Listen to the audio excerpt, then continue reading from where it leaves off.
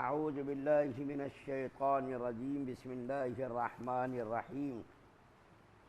قل تعالوا اتل ما حرم ربكم عليكم الا تشركوا به شيئا وبالوالدين احسانا ولا تقتلوا اولادكم من املاق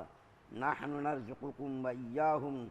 ولا تقربوا الفواحش ما ظهر منها وما بطن ولا تقتلوا النفس التي حرم الله الا بالحق ذلكم وصاكم به لعلكم تعقلون ولا تقربوا مال اليتيم إلا بالتي هي أحسن حتى يبلغ أشده وأوفوا الكيل والميزان بالقسط لا نكلف نفسا إلا وسعها وإذا قلتم فاعدلوا ولو كان ذا قربى وبعهد الله أوفوا ذلكم وصاكم به لعلكم تذكرون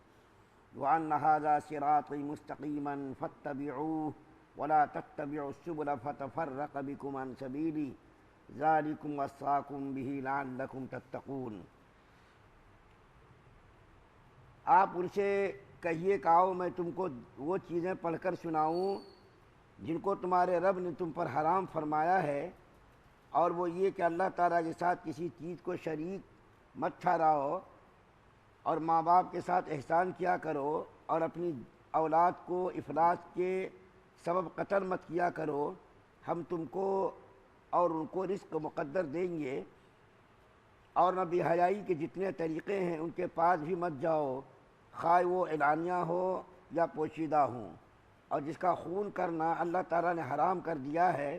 اس کو قتل مت کرو مگر حق پر، اس کا تم کو تاکیدی حکم دیا ہے تاکہ تم سمجھو، اور یتیم کے مال کے پاس نہ جاؤ مگر ایسے طریقے پر جو کہ مستحسن ہے، یہاں تک کہ وہ سن بلوغ کو پہنچ جائے، اور ناپ تول میں کمی ناپ تول پوری کیا کرو انصاف کے ساتھ۔ ہم کسی شخص کو اس کے امکان سے زیادہ تکلیف نہیں دیتے، اور جب تم بات کیا کرو تو انصاف کی بات کیا کرو، گو وہ شخص قرابت دار ہی ہو، اور اللہ تعالیٰ سے جو عہد کیا کرو اس کو پورا کیا کرو۔ ان سب کا اللہ تعالیٰ نے تم کو تاکیدی حکم دیا ہے تاکہ تم یاد رکھو اور اس پر عمل کرو، اور یہ کہ یہ دین میرا راستہ ہے جو کہ مستقیم ہے، جو اس راہ پر چلو اور دوسری راہوں پر مت چلو کہ وہ راہیں تم کو اس کی یعنی اللہ کی راہ سے جدا کر دیں گی۔ اس کا تم کو اللہ تعالیٰ نے تاکیدی حکم دیا ہے تاکہ تم اس کے خلاف کرنے سے باز رہو۔ یہ آیت آپ کے سامنے یعنی 152، 153، 154 پڑھی گئی، اور یہ مستقل کئی دنوں سے یہ تینوں آیات آپ کے سامنے پڑھی جا رہی ہیں، اور 9 چیزوں کا تذکرہ اس سے پہلے 2 آیات میں ہوا۔ 2 آیات، پہلی آیت کریمہ میں 5 چیزیں جو حرام اللہ نے کی وہ، اور دوسری یعنی 153 نمبر میں 4 باتیں، تو 9 باتیں ہو گئیں۔ تیسری آیت کریمہ جو اس وقت پڑھی گئی 154 نمبر کی، اس کے اندر 10واں حکم اللہ تعالیٰ نے بیان کیا، وہ یہ کہ اللہ تعالیٰ فرما رہے ہیں یہ راستہ میرا سیدھا راستہ ہے۔ یہ سے مراد کیا ہے؟ مفسرین کہتے ہیں یہ سے مراد یہ قرآن پاک ہے، اور بعض مفسرین کہتے ہیں یہ سے مراد اسلام ہے، اور بعض مفسرین کہتے ہیں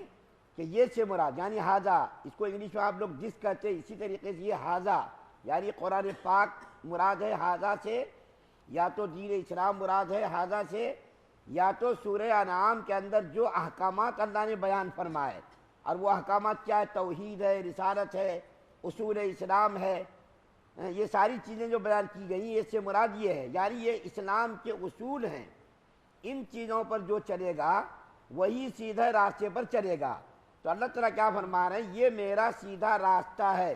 یعنی نبی کریم صلی اللہ علیہ وسلم کو اللہ تعالیٰ نے جو دین دے کر کے بھیجا، جو اسلام دے کر کے بھیجا، اس کے بارے میں فرما رہی ہے یہ میرا سیدھا راستہ ہے، اسی پر چلو،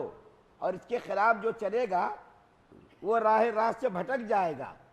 اس کے خلاف جو چلے گا وہ راہ راست سے بھٹک جائے گا۔ اور سیدھا راستہ کیا ہے؟ حضرت عبداللہ بن مسعود رضی اللہ تعالیٰ عنہ فرماتے ہیں کہ اللہ کے رسول صلی اللہ علیہ وسلم نے ایک مرتبہ لکیر کھینچی، صحابہ کرام کے سامنے سیدھی لکیر کھینچی، اور فرمایا دیکھو یہ اسلام کا راستہ ہے، یہ میرا راستہ ہے، یعنی سیدھا راستہ ہے۔ جو اس پر چلے گا وہ منزل مقصود تک پہنچ جائے گا۔ اس کے بعد پھر بازو بازو میں کچھ لکیریں کھینچی، ایک تو سیدھی لکیر کھینچی اور فرمایا یہ میرا راستہ ہے، جو چلے گا منزل مقصود تک پہنچے گا۔ اور اس کے بعد سیدھی لکیر کے بازو میں اس طریقے سے کچھ اور لکیریں کھینچی اور فرمایا یہ دیکھو شیطانوں کا راستہ ہے، خواہشات کا راستہ ہے، نفسانی پیروی کا راستہ ہے۔ اسلام کا راستہ صرف ایک ہے، اللہ تک پہنچنے کا راستہ صرف ایک ہے۔ ضلالت و گمراہی والے راستے بے شمار ہیں، اس کی کوئی حد و حساب نہیں ہے، بے شمار راستے ہیں۔ ایک راستے پر چلو یعنی اسلام والے راستے پر منزل مقصود تک پہنچ جاؤ گے۔ اس کے خلاف جو کرے گا وہ راہ راست پر نہیں پہنچ سکتا۔ جو آدمی یہ چاہتا ہے کہ وہ اللہ کی رضا حاصل کرے، اللہ کا قرب حاصل کرے، جنت کا مستحق بنے، اس کو چاہیے کہ میرے راستے پر چلے، اس کے علاوہ دوسرے راستوں پر چلے گا تو وہ منزل مقصود تک نہیں پہنچ سکے گا۔ تو یہ 3 آیات جو آپ کے سامنے پڑھی گئیں، ان 3 آیات کی میں 1-2 حدیث کے ذریعے کچھ فضیلت بیان کرتا ہوں۔ حضرت عبداللہ ابن مسعود رضی اللہ تعالیٰ عنہ، جس کا ابھی بھی ذکر آیا، بہت بڑے صحابی ہیں، وہ کہتے ہیں کہ جو آدمی یہ چاہتا ہو کہ اللہ کے رسول صلی اللہ علیہ وسلم کا وصیت نامہ پڑھ لے، وصیت نامہ اللہ کے رسول صلی اللہ علیہ وسلم نے جو اپنی امت کو وصیت کی، جو یہ چاہتا ہو کہ اللہ کے رسول صلی اللہ علیہ وسلم کا وصیت نامہ پڑھ لے، وہ یہ تینوں آیات پڑھ لے۔ اللہ کے رسول صلی اللہ علیہ وسلم نے اپنی امت کو جو وصیتیں کی ہے، پوری وصیتیں ان تینوں آیات کے اندر ہے۔ حضرت عبادہ بن صامت رضی اللہ تعالیٰ عنہ کہتے ہیں کہ اللہ کے رسول صلی اللہ علیہ وسلم نے ایک مرتبہ ارشاد فرمایا صحابہ کرام کے مجمع میں، کون آدمی مجھ سے ان تینوں آیات کے اوپر بیعت کرتا ہے، کون آدمی ان تینوں آیات پر مجھ سے بیعت کرتا ہے، جو آدمی ان تینوں آیات پر مجھ سے بیعت کرے گا اور ان تینوں آیات پر عمل کرے گا، اللہ کے ذمے اس کا ثواب کیا ہوا، ثابت ہو گیا۔ تو ان تینوں آیات کی بڑی اہمیت، بڑی فضیلت بیان کی گئی۔ اب میں آپ کے سامنے ان تینوں آیات کے اندر جو 10 چیزیں بیان کی گئی ہیں، ان 10 چیزوں کو میں اختصار کے ساتھ بیان کرتا ہوں تاکہ پورا مضمون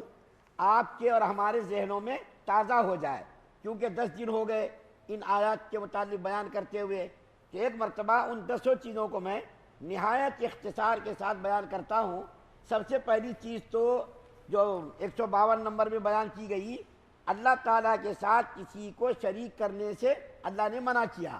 کہ اللہ تعالیٰ کے ساتھ کسی چیز کو بھی شریک مت کرو۔ دوسری چیز جو بیان کی گئی وہ یہ بیان کی گئی کہ والدین کی اطاعت و فرما برداری کرو، اس کو تکلیف پہنچانا، اس کو اذیت پہنچانا یہ حرام ہے۔ اور تیسری چیز یہ بیان کی گئی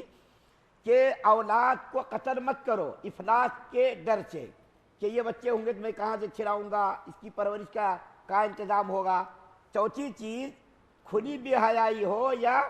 پوشیدہ بے حیائی ہو، دونوں بے حیائی کے ارتکاب سے رکو اور اس کے قریب بھی مت جاؤ، کرنا تو دور کی بات اس کے قریب بھی مت جاؤ بے حیائی، چاہے وہ کھلم کھلا بے حیائی ہو یا جو ہے پوشیدہ بے حیائی ہو۔ اسی طریقے سے 5ویں چیز اللہ تعالیٰ نے فرمایا ناحق کسی کو قتل مت کرو، ناحق کے بارے میں تفصیل بیان کی۔ اسی طریقے سے 6ٹھی چیز بیان فرمائی مال یتیم، یتیم کا مال بھی مت کھاؤ، اس کے قریب بھی مت جاؤ، لیکن اچھے طریقے پر، اور اس کی وضاحت بھی میں نے کی۔ اور اس کے بعد 7ویں چیز بیان فرمائی کہ ناپ تول میں کبھی مت کرو، پورا ناپ تول۔ ایک بات جو بیان کرنے سے اس بیچ میں رہ گئی تھی وہ یہ کہ ناپ تول میں کبھی مت کرو۔ اس کے بعد اللہ تعالیٰ نے فرمایا لا یکلف اللہ نفسا الا وسعہا، کہ اللہ تعالیٰ اس کی طاقت سے زیادہ کسی چیز کا حکم نہیں دیتے۔ ناپ تول میں کبھی کے بعد یہ بات کہی تو میں اس کی وضاحت کرنا، اس میں رہ گئی تھی یہ وضاحت، اب میں کرتا ہوں کہ اگر کوئی آدمی ناپ تول میں حتی المقدور کوشش کرتا ہے کہ کبھی بیشی نہ ہو، اس کا حق اس کو مل جائے، لیکن اس کے باوجود بھی اگر ناپ تول میں کمی رہ جائے تو اللہ تعالیٰ اس کی غلطیوں کو معاف کر دیں گے۔ حتی الامکان وہ کوشش کر رہا کہ کمی بیشی نہ ہو، وہ دے رہا اپنے اعتبار سے صحیح دے رہا، لیکن اس کے باوجود بھی اگر ناپ تول میں کمی ہو گئی، جان بوجھ کر کے نہیں بلکہ غیر اختیاری طور پر، تو پھر اللہ تعالیٰ اس کی غلطیوں کو معاف کریں گے۔ ایک اور بات یاد آ گئی اسی ضمن میں، اللہ کے رسول صلی اللہ علیہ وسلم نے فرمایا کہ اگر کسی نے قرضہ لیا قرضہ لیا اور اس کی قرضے کی ادائیگی کی نیت تھی، یہ تفسیر سے متعلق بات نہیں ہے، الگ بات یاد آ گئی۔ اگر کسی نے قرضہ لیا اور اس کی نیت تھی میں قرضہ ادا کروں گا، اور وہ قرضے کی ادائیگی کی نیت کر کے کچھ کوشش بھی کر رہا تھا اور اپنے طور پر جو اس سے ہو سک رہا تھا کر رہا تھا وہ، تو اللہ تعالیٰ اس کے قرضوں کو ادائیگی کی جو شکلیں ہیں اللہ تعالیٰ پیدا کر دیں گے۔ اور اگر خدا نخواستہ وہ آدمی قرضہ لینے والا مر گیا، قرضہ لے کی نیت تو تھی میں ادا کروں گا اور کوشش بھی کر رہا تھا اور جتنا ہو رہا تھا قرضہ ادا بھی کر رہا تھا، لیکن وہ بیچارہ مر گیا، تو اگر بغیر قرضہ ادا کیے مر گیا تو قیامت کے دن اللہ تعالیٰ قرض والے کو، جس نے قرضہ لیا، جس سے قرضہ لیا اس قرض دینے والے کو اپنی طرف سے اس کو دے کر کے خوش کر دیں گے کہ بھائی دیکھو اس کی نیت تو تھی بیچارے کی، اس نے کوشش بھی کی، محنت بھی کی، اس کے باوجود قرضہ ادا کرنے میں کامیاب نہیں ہوا، اب میں تم کو دیتا ہوں، اس نے جتنا قرضہ لیا اس کے بدلے میں تم کو اتنا دیتا ہوں۔